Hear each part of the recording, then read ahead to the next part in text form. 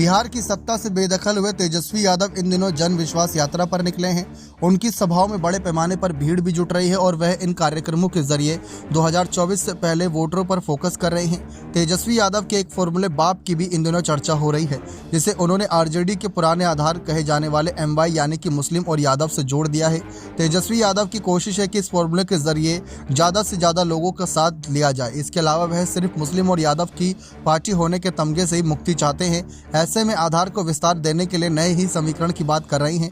तेजस्वी यादव का कहना है कि उनके बाप फॉर्मूले में 90% लोगों को शामिल किया गया है। वह कहते हैं कि इसमें बी का अर्थ है बहुजन से और ए का अर्थ है अगड़ा एवं आधी आबादी यानी महिलाओं से है। इसके बाद अंत में पी का अर्थ है पुअर यानी कि गरीब से। तेजस्वी यादव का कहना है कि ये उन लोगों का जवाब है जो कहते हैं कि आरजेडी सिर्फ एमवाई की पार्टी है। हम सिर्फ मुस्लिम और यादव की पार्टी नहीं बल्कि सबकी हैं। दरअसल आरजेडी की मुस्लिम और यादवों के बीच अच्छी पकड़ रही है।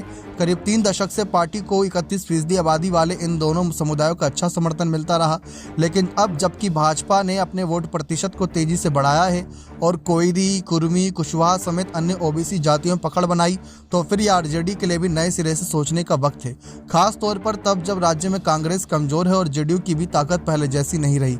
ऐसी स्थिति में आरजेडी हर कीमत पर भाजपा के मुकाबले खुद को प्लस रखना चाहती है, तभी वे राज्य की सत्ता पर अपने दम पर काबिज हो सकेगी। इसके चलते आरजेडी अब उन कम आबाद वाली पिछड़ी जातियों पर ही फोकस कर रही है जो साथ आकर एक बड़ा आधार बनाती हैं। वहीं नीतीश कुमार के समर्थन महिलाओं का ही बड़ा आधार माना जाता है। ऐसे में आधी आबादी के नाम पर तेजस्वी यादव महिला वोटरों में पेट बनाना चाहते हैं। पूर्व डिप्टी सीएम तेजस्वी यादव की ये यात्रा 10 दिन तक चलने वाली है। इसी दौरान उनका फोकस मुख्य तौर पर युवाओं पर रहेगा, उन विधायकों पर रहेगा जो नीतीश से परेशान है, उनको अपने साथ जोड़कर नीतीश की सरकार गिराने पर रहेगा। वे हर दिन करीब 4 जनसभाओं को संबोधित करेंगे।